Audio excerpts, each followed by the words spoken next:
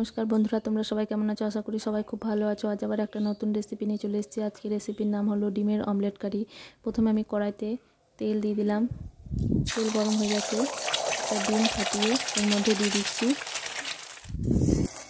এখানে আমার এক দিক হয়ে গেছে, অপর দিকটা উল্টে দেবো। এভাবে দুই পিঠ উল্টে ভেজে নিতে হবে। তো এখানে আমার অমলেট তৈরি হয়ে গেছে, তুলে নিচ্ছি। একইভাবে আমি বাকি অমলেটগুলো বানিয়ে নিয়েছি।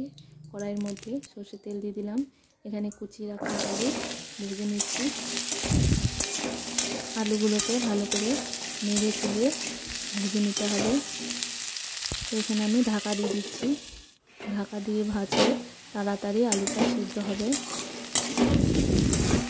তো এখানে আমি ঢাকা দিয়ে নেড়ে চেড়ে ভালো করে আলুগুলোকে লাল লাল করে ভেজে নিয়েছি। এবার তুলে নিচ্ছি।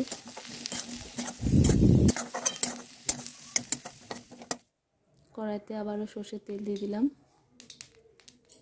ফোড়নের জন্য দিয়ে দিলাম 5 ফোড়ন। কুচি রাখা পেঁয়াজ দিয়ে দিলাম।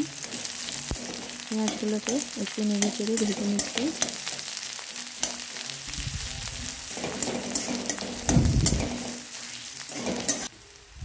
এবার স্বাদ মতো লবণ দিয়ে দিলাম।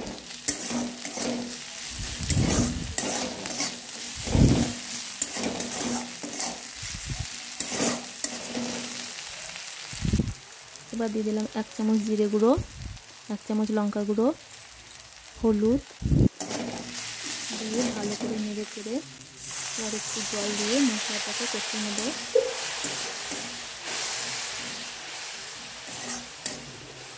এবার আমি এর মধ্যে দিয়ে দিচ্ছি 1 চামচ আদা রসুন বাটা। আদা রসুনটা পরে দিলে এর টেস্টটা অন্যরকমই হয়, তাই আমি পরে দিচ্ছি।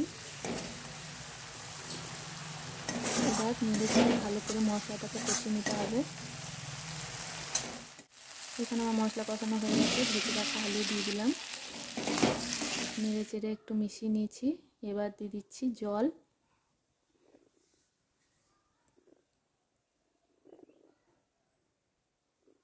ঢাকা দিয়ে দিলাম। তো আমার এখানে ফুটে গেছে। ডিমের অমলেটগুলো আমি দিয়ে দিচ্ছি।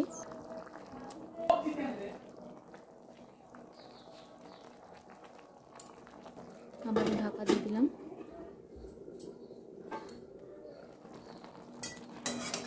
তো এখানে আমার রান্না তৈরি হয়ে গেছে, নামিয়ে নিলাম। আজকের জন্য